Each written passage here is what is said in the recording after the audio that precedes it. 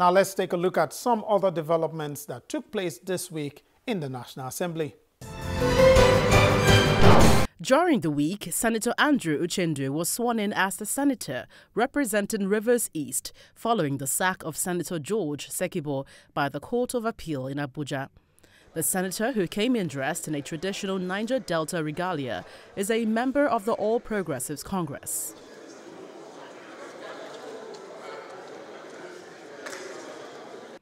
On Thursday, the former chairman of the House of Representatives Committee on Appropriation, Abdul Mumin Jibrin, put out this tweet.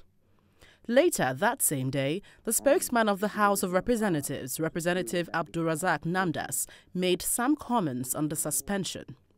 The last time I asked myself, there is chairman on Committee on Ethics and Privileges, and I asked whether he has actually completed the 180 days, and he told me he has not.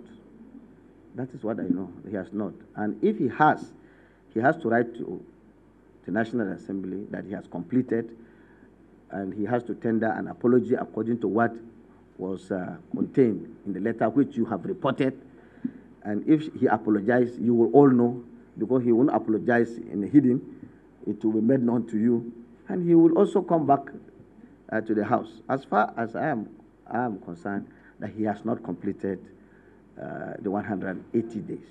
Reacting to those comments, however, the media aide to Representative Jibrin in a statement stated that it is somewhat weird that the official spokesman for the House claims that he does not know the exact date that Jibrin's purported suspension would lapse. That in itself speaks volume of the subterfuge and sinister motives around the whole issue." Unquote. In another development, the spokesman of the House touched on the delay in swearing in Dorothy Matoro, who the Supreme Court pronounced as the authentic winner of the Vadekia-Konshisha Federal Constituency of Benue State election for the House, and is to replace Herman Hembe. The final answer here is that there's a judgment on ground that we all know. I have heard of it, I have read about it, and it is true. But as I said, there are due processes you have to follow. Actually, the woman I was made to understand, she has her certificate of return. She has gone to the, CA, Code of Conduct Bureau. She has concluded. But truly, and this is not political, truly, she has not presented herself to the House for swearing. That means she has not concluded the documentation here. This is the truth. And the thing is this. It's not just, if a court gives a judgment, it is not for the speaker to look for a phone calls and then, or look for the members to come and swear in him. No. You have to present yourself. You have to get the certificate, which I am aware she has gotten. I'm aware she has done the needful in the Code of Conduct. What is left is for her to do the needful here, and this is managerial. And then they will present her for swearing in. And that has not been done. Nobody, if she concludes that, sincerely speaking, nobody is saying anything against it. This is the truth. There's no politics in this matter. It is one thing to qualify to win an election, and it's another to get sworn in. For example, even myself, when I won this election, I came with certificate of return.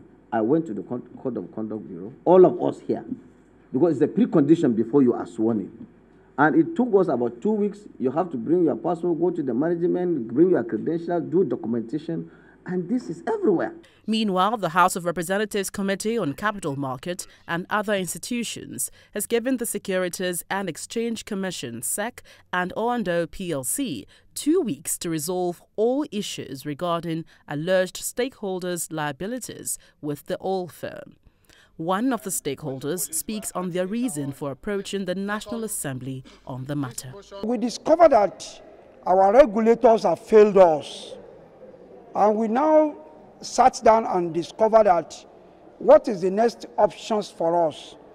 Who can save Nigerian shareholders since the regulators have failed? The Securities and Exchange Commission have failed to defend the interest of minority shareholders Who are the retail investors in this country? That is just some of what occurred this week as lawmakers resumed from their recess. Very strong, very clear positions from the lawmakers there on some national issues. And I'm really looking forward to your comments on the positions taken by the lawmakers.